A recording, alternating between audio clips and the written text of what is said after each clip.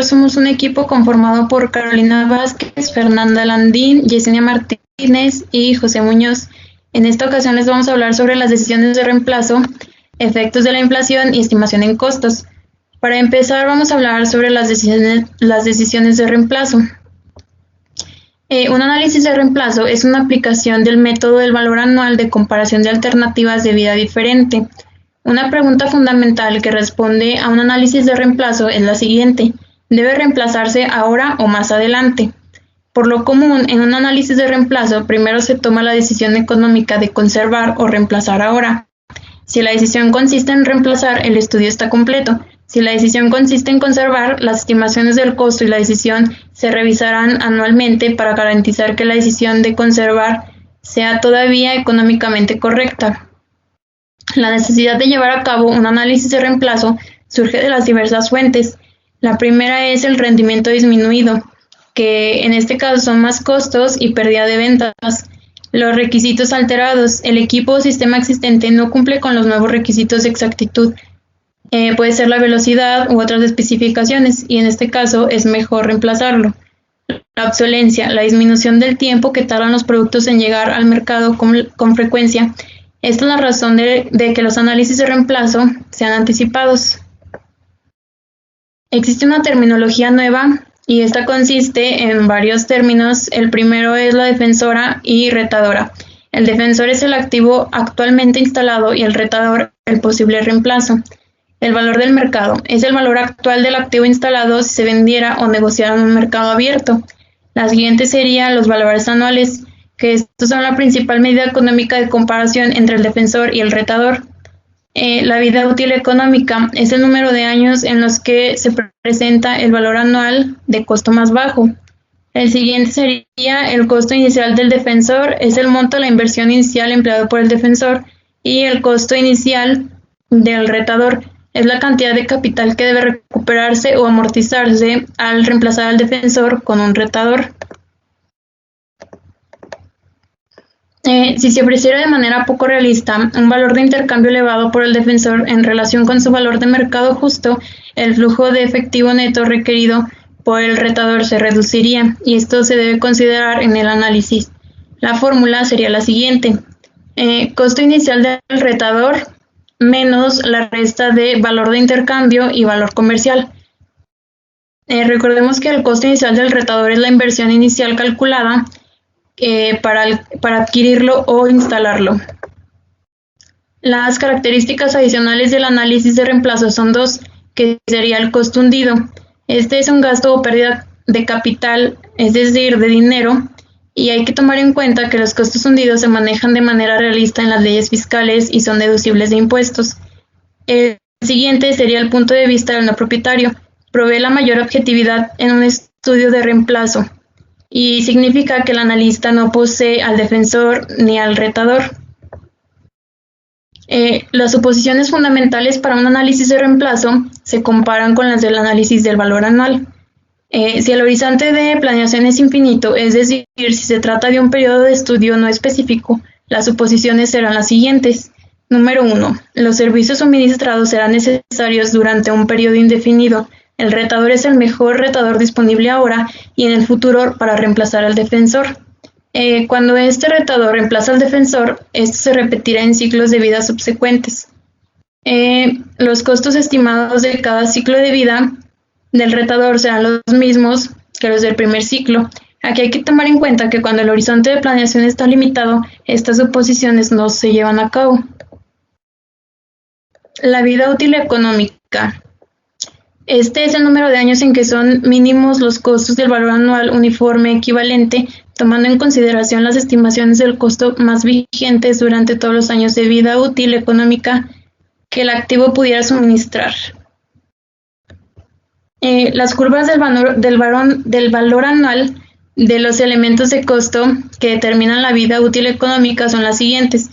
Como podemos ver aquí en la imagen, se muestran los costos mayores, los costos totales del valor anual, el valor anual del COA, la recuperación del capital, la vida útil económica y el valor anual de los costos.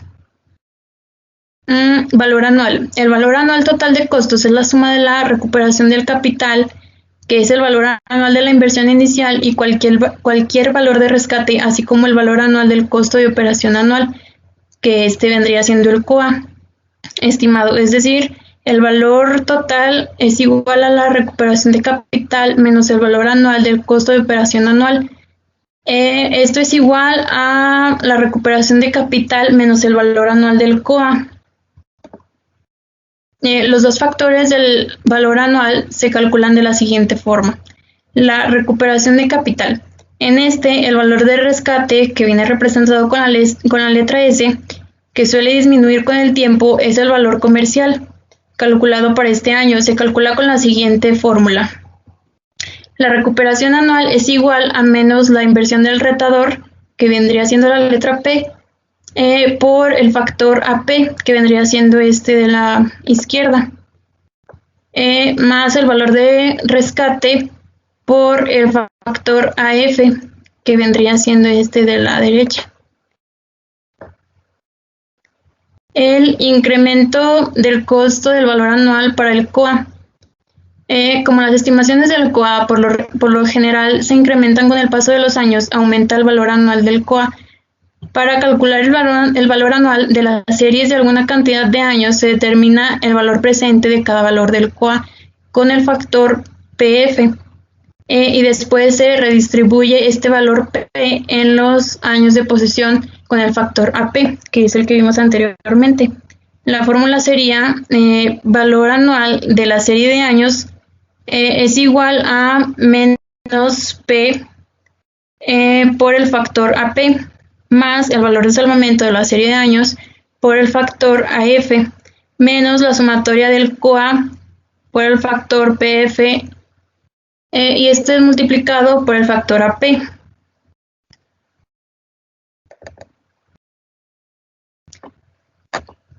Los costos marginales son los cálculos anuales de los costos de propiedad y de operación de un activo para este año. Se agregan 3 elementos para determinar el costo marginal anual. Estos serían el costo de propiedad, el interés no ganado con el valor comercial al principio de año y el COA de cada año. Debe estar claro ahora que el valor anual total de los 3 elementos del costo marginal durante una serie de años es el mismo valor que el valor anual total para esa misma serie de años calculado en la ecuación, que vendría siendo el valor anual de los costos marginales es igual al valor anual del total de costos. Por lo tanto, no es necesario llevar a cabo por separado un análisis de costo marginal detallado cuando se calculan los valores comerciales. Existen 2 conclusiones que se utilizan en un análisis de reemplazo. La primera sería que se realizan cálculos de valor comercial cada año. Y la segunda sería que no se dispone de estimaciones del valor comercial en cada año, porque aquí el único cálculo disponible es el valor comercial. Y con este valor se calcula el valor anual durante una cantidad de años. Realización de un análisis de reemplazo.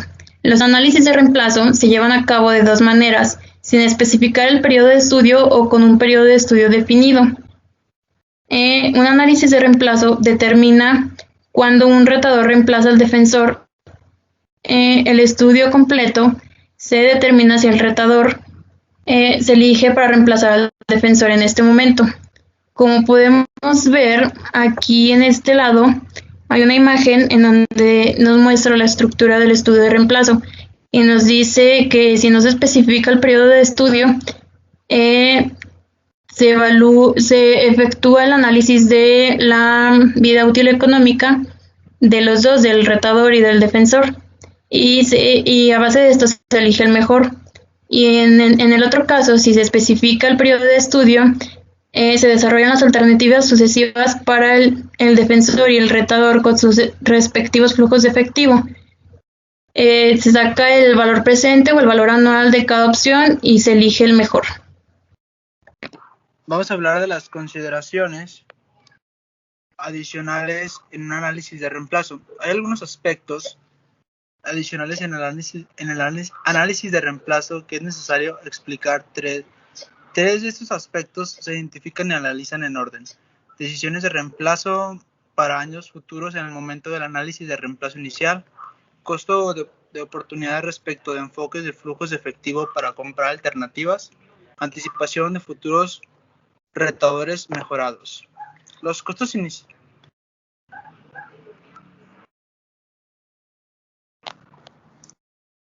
Los costos iniciales, valor P, para el retador y el defensor se tomaron correctamente como inversión inicial en el caso del retador R y el valor comercial actual en el caso del defensor D.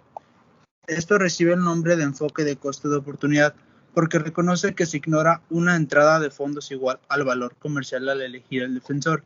Dicho enfoque, también llamado convencional, es correcto para cada análisis de reemplazo. Un segundo enfoque, denominado enfoque de flujo de efectivo, reconoce que cuando se elige R, se recibe la entrada de efectivo del valor comercial para el caso del defensor y, en efecto, reduce de inmediato el capital necesario para invertir en el retador. La aplicación del enfoque de flujo de efectivo se recomienda muy poco a causa de al menos dos razones. La posible violación del supuesto del servicio iguales, el valor para R. Estamos conscientes de que todas las evaluaciones económicas deben comparar alternativas con servicios igual. Por consiguiente, el enfoque de flujo de efectivo solo funciona cuando las vidas del retador y del defensor son exactamente iguales. Análisis de reemplazo durante un periodo de estudio específico. La determinación de los valores para el retador de la vida restante del defensor normalmente no se basa en la vida útil de la economía. El VA se calcula solo para el periodo de estudio. No se toma en cuenta lo que sucede con las alternativas después del periodo del estudio en el análisis de reemplazo. Esto significa que ni el defensor ni el retador se requieren más allá del periodo del estudio. De hecho, un periodo fijo de estudio no se ajusta a los presupuestos establecidos. Servicio necesario para un futuro indefinido, óptima disponibilidad del retador, ahora y estimaciones idénticas para futuros ciclos de vida. Cuando se efectúa un análisis de reemplazo durante un periodo fijo, resulta esencial que los cálculos para determinar los valores VA sean exactos y se utilicen en el estudio. Lo anterior es de particular importancia para el defensor. Si no se cumplen con las siguientes condiciones, se viola la suposición de comparación de servicios iguales. Cuando la vida restante del defensor es más breve que el periodo de estudio, el costo de suministrar los servicios del defensor a partir del final de su vida restante esperada hasta el final del periodo del estudio debe calcularse con tanta exactitud como sea posible e incluirse en el análisis de reemplazo. Valor de reemplazo. Si el valor comercial real supera el valor de reemplazo de equilibrio, el retador es la mejor opción y debe reemplazarse ahora el defensor. Con frecuencia es útil reconocer el mínimo valor comercial necesario del defensor para que el retador sea económicamente atractivo. Con frecuencia es útil conocer el mínimo valor comercial necesario del defensor para que el retador sea económicamente atractivo. Si se puede obtenerse un valor comercial o de intercambio de al menos dicha cantidad, desde un punto de vista económico, debe seleccionarse un inmediato al retador. Si el valor comercial real supera el valor de reemplazo de equilibrio, el retador es la mejor opción y debe reemplazarse ahora el defensor. Resumen del capítulo. Es un análisis de reemplazo. Es importante comparar el mejor retador como el defensor. El mejor retador económicamente es el que se posee al menor valor anual de costos para el cierto número de años. Si se especifican la vida restante esperada del defensor y la vida estimada del retador, se determinan los valores valor anual durante estos años y procede al análisis de reemplazo. Sin embargo, si pueden hacerse estimaciones razonables del valor comercial esperado y del COA para cada año de posesión, los costos marginales año por año permiten determinar al mejor retador. Bueno, a continuación vamos a explicar los efectos de la inflación.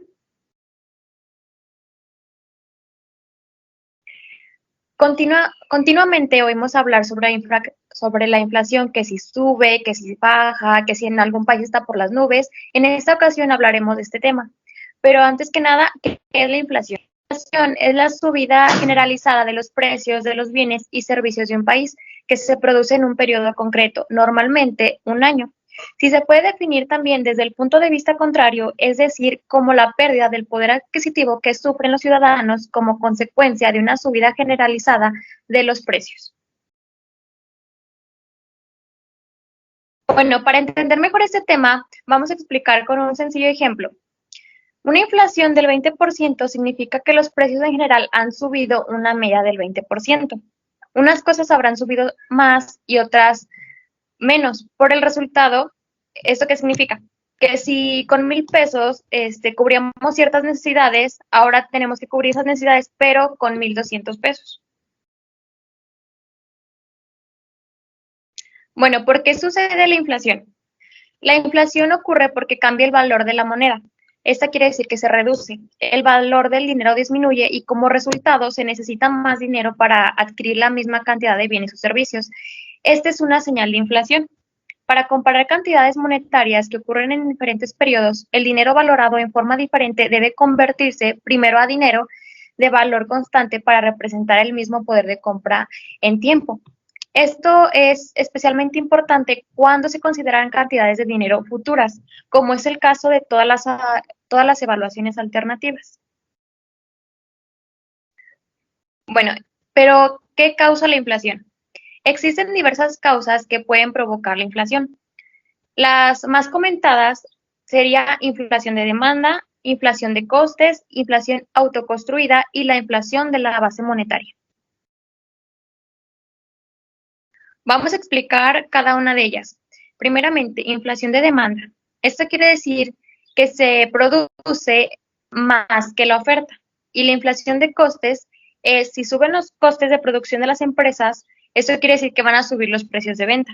La inflación autoconstruida. Hay ocasiones en las que se puede evitar una próxima importante subida de precios.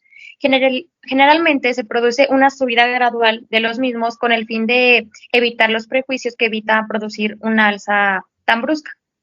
La inflación de la base monetaria quiere decir que es la inflación que se produce por la emisión excesiva de dinero. Bueno, existen tres tasas importantes para comprender la inflación, que esta viene siendo tasa de interés real o libre de la inflación. Esta se genera cuando el interés se retira el efecto de los cambios, inflación en el valor de la moneda. La otra viene siendo tasa de interés a valor de mercado o ajustada por la inflación. Como su nombre lo indica, se trata de la tasa de interés que se ajusta para tomar en cuenta la inflación. Y la tasa de inflación, como ya se describió antes, es una medida de tasa de cambio en el valor de la moneda. La deflación. Bueno, ahora vamos a ver la otra cara de la moneda, que es lo contrario a la inflación. La deflación es lo opuesto de la inflación en el sentido de que cuando se presenta, el poder de compra de la unidad monetaria es mayor en el futuro que en el presente. Es decir, en el futuro se requería menos dinero para comprar la misma cantidad de bienes o servicios que lo necesario de hoy, que es lo que anteriormente comentamos. Es mucho más común que haya inflación que deflación, en especial en el nivel de economías nacionales. En condiciones de economía deflacionaria, la tasa de interés del mercado siempre es menor que la tasa de interés real.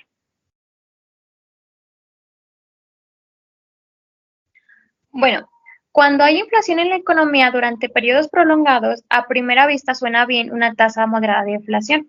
Sin embargo, si hay una deflación en nivel más general, digamos más nacional, es probable que se acompañe de escasez de dinero o de capital nuevo. Otro resultado es que los individuos y familias tienen menos dinero para gastar debido a menos empleo, la ausencia de créditos, dificultad para obtener préstamos, etcétera. Bueno, las consecuencias de la inflación. La principal consecuencia de la inflación es la pérdida del poder adquisitivo, como ya se comentó antes, lo que quiere decir que con la misma cantidad de dinero se pueden adquirir menos bienes y servicios, y a mayor inflación es más caro vivir. Esto afecta tanto a particulares como al sector laboral. Bueno, los cálculos de la ingeniería económica que toman en cuenta la deflación usan las mismas relaciones que para la inflación. Entonces, esto quiere decir que son muy parecidos.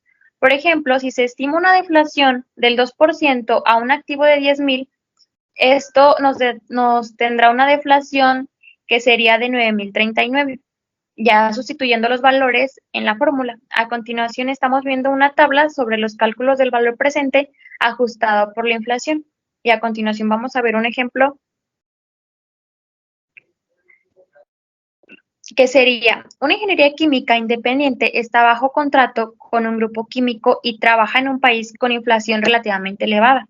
Desea calcular este proyecto para saber si es viable o no. A continuación vamos a ver el resultado de este proyecto o de este ejemplo. Demuestra que en una economía con una alta inflación, cuando se negocia la cantidad de pagos para reembolsar un préstamo, es económicamente ventajoso. ¿Por qué? Porque para acreditarlo se usan dólares futuros inflados. Y siempre que sea posible realizar este tipo de pagos, el valor presente de los dólares inflados futuros es significativo. Es significativamente menor cuando se incluye el ajuste por la inflación. Y cuanto mayor sea la tasa de interés, pues se va a reducir los factores de la inflación. Los cálculos de valor futuro ajustados por la inflación son 4 casos, que es el caso 1, la cantidad real de dinero que se acumula en el tiempo; el caso 2, el poder de compra y términos de dólares; el tercer caso es la cantidad de dólares futuros requeridos en el tiempo para mantener el mismo poder de compra que un dólar de hoy, es decir, se considera la inflación, pero no el interés. Y el caso 4 es la cantidad de dólares requeridos en el tiempo para mantener el poder de compra y obtener una tasa específica de interés real. Bueno, los cálculos de recuperación de capital ajustados por la inflación. En estos cálculos, para el análisis, es particularmente importante incluir la inflación, debido a que los dólares del capital actual deben recuperarse en dólares futuros inflados. Como los dólares futuros tienen menos poder de compra que los dólares actuales, es obvio que se requerirán más dólares para recuperar la inversión presente. Creo que esto es bastante obvio. Lo anterior sugiere usar la tasa de interés inflada en la fórmula. Por ejemplo, si se invierten 1,000 pesos hoy con una tasa de interés real del 10 anual, cuando la tasa de inflación es de 8 anual, la cantidad equivalente debe recuperarse cada año, que esto sería 325,5. Bueno, aquí la pregunta es si siempre la inflación es perjudicial. Y no, no siempre, mejor dicho, no lo es. De hecho, un nivel bajo de inflación es más beneficioso que su valor, ya que es cero. Una pequeña tasa de inflación hace que la economía se mantenga en movimiento. La subida de precios, aunque baja, hace que las empresas obtengan beneficios y sean productivos. Por su parte, los particulares verán ajustados sus sueldos a este incremento y el poder adquisitivo se mantendrá más o menos estable. Sin embargo, una inflación por debajo del 1% está cerca de la deflación. Esto quiere decir que resulta peligroso para la economía. Bueno, solamente para resumir y rescatar los puntos importantes, los principales efectos de la inflación que se acaban de exponer son subida de precios, que se supone en una pérdida del poder adquisitivo. Se genera gran incertidumbre que provoca una importante disminución de la inversión a mediano y a largo plazo. Aumentan las inversiones financieras especulativas, lo cual desestabiliza aún más la situación. La población tiende a acaparar por la preocupación de que los precios sigan subiendo. Eso quiere decir que compran impulsivamente porque piensan que los precios van a seguir en aumento y por eso compran de jalón las cosas. Y la inflación es regresiva porque su impacto negativo afecta más a quien posee menos recursos económicos por no contar con los elementos que les sirvan para afiliarlo. Y bueno, ya sabemos lo que es la inflación y no es más que el porcentaje que expresa la variación de los precios vigentes en un territorio que han experimentado en un periodo en comparación del otro. Y bueno, aquí estamos viendo la fórmula de la inflación, que es bastante sencilla ya que lo vimos en un ejemplo anterior. Y otro pequeño ejemplo es la tabla sobre 3 años de los últimos 3 de los últimos 3 años en Aguascalientes. Y bueno, teniendo en cuenta estos datos, calcularemos la tasa de inflación anual del año 2 y del año 3. Aplicando los valores en la fórmula, tenemos que la tasa de inflación del año 2 es del 6.47. Esto significa que ha subido un 6.47 respecto al año 1, que constaba de 100 pesos, y en la tasa de inflación del año 3 subió un 2.24, que significa que los precios han subido respecto al año 2, lo que costaba 100 pesos en el año 1 y en el año 3 ya van a costar 102.24 pesos. Bueno, los efectos de la inflación. Es la pérdida del poder adquisitivo, un alza en los precios hace que un consumidor pueda comprar menos con la misma cantidad de dinero. La incentiva del gasto es saber que tu dinero pronto valdrá menos, y el aumento de las tasas, que una de las medidas para limitar ciclos inflados provocados por la demanda es aumentar el precio del dinero, y lo que es el debilitamiento contra otras monedas. Una moneda que se va debilitando internamente se vuelve presa a una devaluación contra las monedas de otros socios comerciales. Y bueno, para concluir con ese tema, sabemos que la inflación es un fenómeno con el que debemos aprender a vivir. Es importante evitar que esta cobre factura sobre nuestro patrimonio. Y aun cuando la situación afecta el ingreso real de toda la sociedad, su impacto es mucho más nocivo para aquellas familias que menos ingresos. ¿Por qué? Pues porque casi toda la totalidad de sus recursos proviene de los salarios, y pues los cuales se consumen de manera inmediata, por lo que su capacidad de ahorro es mínima. Pero como ya lo vimos anteriormente, no solo afecta a las familias, sino al sector laboral. ¿Y por qué digo esto? Porque dado el cambio rápido de los precios, pues aumentan los empaques, etiquetas, registros, y eso va a aumentar los precios del producto. Bueno, el crecimiento desbordado de los precios causa distorsiones directas a la dinámica de la economía, dificulta el crecimiento económico, ya sea a mediano o a largo plazo, afecta la competitividad de los mercados. Así que, ¿por qué es importante conocer ese tipo de concepto económico? Bueno, para saber el control de la inflación, ya que es importante para nuestra economía, porque en un entorno de inflación, si esta es baja o estable, pues todos los recursos producidos se asignan de manera más eficiente, lo que garantiza un mayor crecimiento y bienestar para la población en general. Siguiente tema es la estimación de costos. La estimación de costos es importante en todos los aspectos de un proyecto, pero sobre todo en las etapas de concepción, diseño preliminar, diseño detallado y análisis económico del proyecto. ¿Cómo se estiman los costos? La estimación de costos es una importante actividad propia de las etapas iniciales, prácticamente total labor industrial, comercial y gubernamental. Se estiman costos para proyectos o un sistema. Un proyecto suele implicar objetos físicos como edificios, puentes, etc.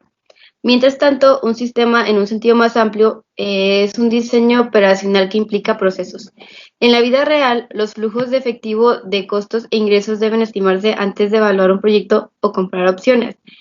Nos centraremos en la estimación de costos porque los costos son los principales valores estimados para el análisis económico. Los costos se componen de costos indirectos y costos directos. Solo los costos directos se estiman con cierto detalle y después se incorporan los costos indirectos mediante las tasas y factores estándar. Componentes del costo que deben estimarse. Componentes del costo inicial P. Elementos: costo de equipo, cargos de entrega, costos de instalación, cobertura de seguro y capacitación inicial del personal que utilizará el equipo. Componentes C o A. Elementos: costos directos de mano de obra para el personal de operación, materiales directos, costos de mantenimiento, diario, periódico y reparaciones, etc. y reelaboración y construcción. Enfoque de la estimación de costos. El enfoque ascendente considera el precio requerido como variable de salida y los cálculos de costo como variables de entrada. Este enfoque funciona bien cuando las competencias no es un factor denominante en la determinación del precio del producto o servicio. El enfoque de diseñar para el costo o descendente considera el precio comparativo como variable de entrada y las estimaciones de los costos como variable de salida. Este enfoque es el costo como variable de salida. Este enfoque es útil para motivar la innovación, los nuevos diseños, la mejora de los procesos de manufactura y la eficiencia. Estos son algunos de los fundamentos de la ingeniería del valor y los sistemas de ingeniería del valor agregado. Aquí hay una interpretación que primero se identifican los componentes del costo y sus elementos, se estiman los elementos del costo y se suman los cálculos para obtener el costo directo total. Después se determina el precio al añadir costos indirectos y el margen de ganancia, que suele ser un porcentaje del costo total. Precisión de las estimaciones. En este caso no se espera que sean exactas todas las estimaciones de costo, pero se espera que sean bastante razonables y precisas. Cuando se utilizan las primeras etapas de diseño conceptual, las estimaciones reciben el nombre de estimaciones de orden de magnitud y por lo general varía de más o menos 20% del costo real. En la etapa del diseño detallado se espera que las estimaciones del costo sean bastante exactas para emplearse en la evaluación económica y decidir si continúa o no. Cada proyecto tiene sus características propias, pero en la etapa de diseño detallado se espera que varíe de más o menos 5% de los costos reales. Técnicas de estimación de costos. El método y los índices de costos basan la estimación de costos presente en experiencias de costos pasados considerando la inflación. Los modelos como las ecuaciones costo-capacidad y el método de factor son técnicas matemáticas sencillas aplicadas en la etapa de diseño preliminar. El método unitario. El método unitario es una técnica de estimación preliminar muy popular que se aplica virtualmente en todas las profesiones. El costo estimado total, CT, se utiliza al multiplicar el número de unidades n por un factor de costo por unidad. Algunos ejemplos de factores serían el costo total promedio de operación de automóvil, costo de tender cable subterráneo por milla, costo de construir un lugar para automóviles, etc. Los factores de costo unitario deben actualizarse con frecuencia para mantenerlos al día con los cambios de costos, áreas e inflación. Índices de costo.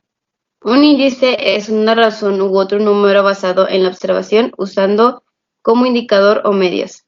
Un índice de costos es una razón que tiene ahora un artículo respecto al del que tuvo en algún momento del pasado. El índice es un número adimensional que mide el cambio relativo del costo lo largo del tiempo. Como estos índices son sensibles al cambio tecnológico, es difícil que se mantengan en el tiempo las cantidades y calidad con que se definieron, lo que provoca la obsolescencia de índice.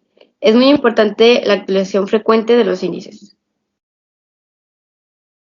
La ecuación general para actualizar costos con un índice de costos durante un tiempo, desde el tiempo 0, que es la base, hasta otro tiempo t es, donde ct, costo estimado, es el tiempo presente, c0, costo, es el tiempo anterior, y t, valor del índice en el tiempo, y 0, valor del índice en el tiempo.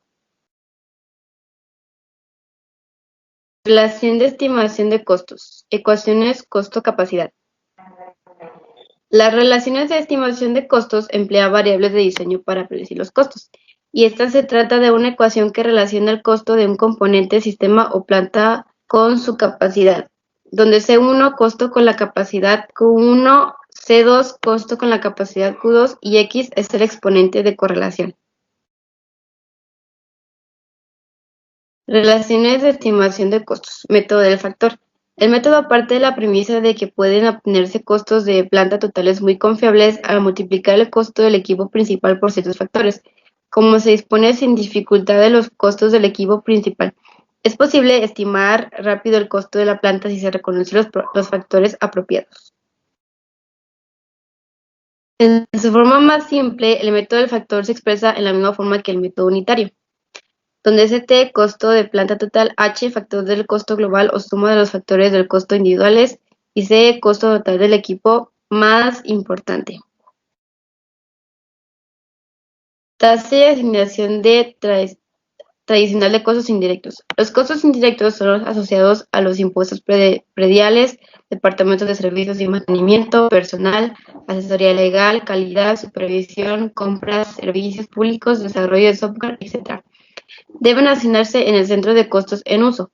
La recolección detallada de esta información es difícil en términos de costos y con frecuencia resulta imposible. Por tanto, se utilizan esquemas de asignación para distribuir los gastos de manera razonable. La mayor parte de la asignación se logra con una tasa de costo indirecto predeterminada, calculando mediante la relación general. Tasa de costos indirectos igual a total de costos indirectos estimados sobre el nivel estimado de la base. Cuando se usa la misma base de asignación para distribuir costos indirectos a varios centros de costos, se puede determinar una tasa global. Por ejemplo, si los materiales directos son la base para la asignación a 4 líneas de procesos separadas, la tasa global es tasa de costo indirecto igual a total de costos indirectos sobre total del costo directo de los materiales. Costeo basado en las actividades ABC para costos indirectos. Una técnica mejorada para asignar el costo indirecto es el costeo basado en actividades ABC.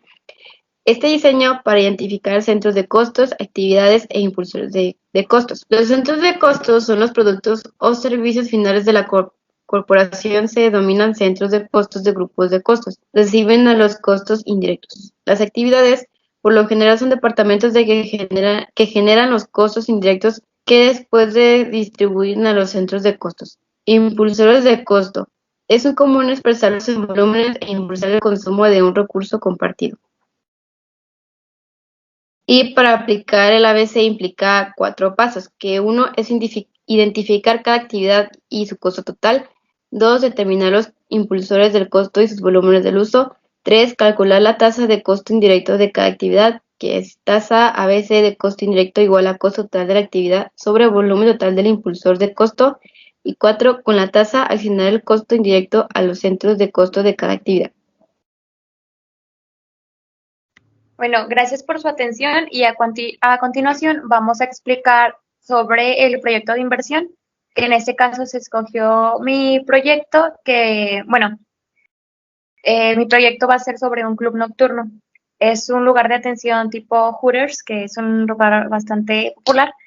Sería de tarde-noche, le voy a incluir espectáculos exóticos o de tipo extravagante. Va a tener karaoke, bebidas, comida, sobre todo entretenimiento. Ya que actualmente, bueno, lo elegí porque actualmente trabajo en un club nocturno, pero solamente se dedica a la venta de bebidas alcohólicas y solamente los fines de semana hay un show, pero eso es todo. Y lo escogí porque en el tiempo que llevo trabajando, a pesar de que solamente voy ciertos días, los ingresos que recibe este tipo de negocios es bastante elevado. Bueno, ahora presentando el activo fijo, empezamos con maquinaria, equipo mobiliario y utensilios y la compra de local. A continuación vamos a describir cada uno de estos. Primero está maquinaria, que es una de las cosas más pesadas que se pueden utilizar. Tenemos como por ejemplo estufa, horno industrial, refrigerador, parrilla, etcétera. Aquí se tiene el concepto, después el costo unitario y la cantidad requerida y los costos totales de cada una. Y al final se pone el total de esto, que serían 121.200. El siguiente sería el equipo.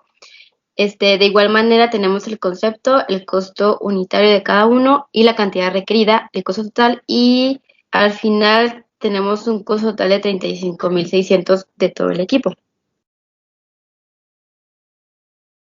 Seguimos con los utensilios, que serían como las cosas más pequeñas que se utilizarían, pero como vemos necesitamos bastantes. De igual manera tenemos el concepto, por ejemplo, vasos chicos, vasos medianos, vasos grandes, vasos tequileros, copas chicas, etcétera. El costo unitario, la cantidad requerida y los costos totales. Los utensilios requieren un total de 18.655.000. Después el mobiliario, que de igual manera tenemos el concepto, por ejemplo, va a ser para adorno, cuadros, flores, focos, lámparas, etcétera. El costo unitario, la cantidad requerida y el costo total, que en total serían 158.850. Bueno, yo les voy a presentar lo que es el activo diferido y el capital del trabajo. Como podemos ver, aquí nos salen todos los gastos, que es de activo diferido y capital del trabajo. Un poquito más abajo van a ver el total de la inversión, que incluye el activo fijo, diferido y capital del trabajo.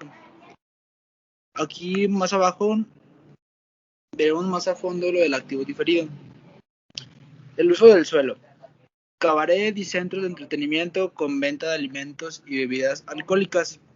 Bueno, esto nos va a generar un gasto de 47,822,50 centavos. Como comentaba mi compañera Fernanda, este tipo de establecimientos dejan mucho dinero, entonces el permiso de uso de suelo es muy importante. Bueno, todo lo que viene siendo en permisos y licencias. También viene siendo la licencia de funcionamiento, licencia de apertura, permisos y licencia. En sueldos, vienen aquí lo que es los cocineras, gerentes, meseros, bailarinas y personal de limpieza. Todos estos son muy importantes en el establecimiento, ya que sin ellos no se podría dar un buen espectáculo y un buen servicio al cliente. Mercancía o materia prima, lo que viene siendo cervezas, comidas, despensa en general, entre otras. Bueno, a continuación les voy a explicar el logo que yo escogí. Elegí colores neón porque tanto el logo lo pienso hacer como en un tipo espectacular, y elegí este logo y la frase donde tus deseos son concedidos. Quiero que transmita que en ese lugar puedas ir a divertirte, a entretenerte, ya sea con tu pareja, tus amigos, etcétera. Y puse una bailarina, ya que dentro del lugar, como lo dije anteriormente, vamos a presentar bailes extravagantes y exóticos. Y pues el club se va a llamar Nightclub Raya, donde efectivamente espero que los deseos de los clientes sean concedidos dentro del lugar. Y a continuación vamos a explicar una tabla de amortización, que es donde elegimos pedir el préstamo para hacer real este tipo de negocio. Como mencionó mi compañera, en esta tabla de amortización vemos lo del préstamo, que sería la inversión inicial, y esta consiste en un monto de 2.190.173.17 pesos. Estuve investigando en varios bancos y llegamos a la conclusión de que la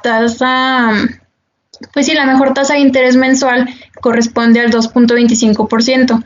Si la desglosamos en la tabla de amortización, vemos que tenemos un periodo de 12 meses, es decir, un año, y pues el saldo inicial de 2.190.173.17 pesos, con una cuota fija de 210.294.74 pesos.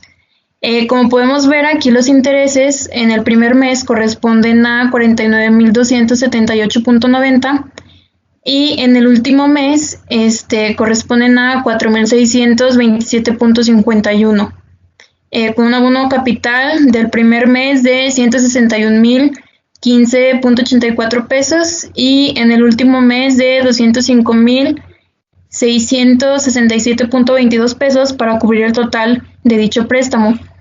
Como es un préstamo pues bastante grande, se me hace una tasa de interés muy justa para el total del préstamo, que como ya vimos son los 2 millones y cachito. Entonces, ya sería todo lo del proyecto, y pues muchas gracias por su atención.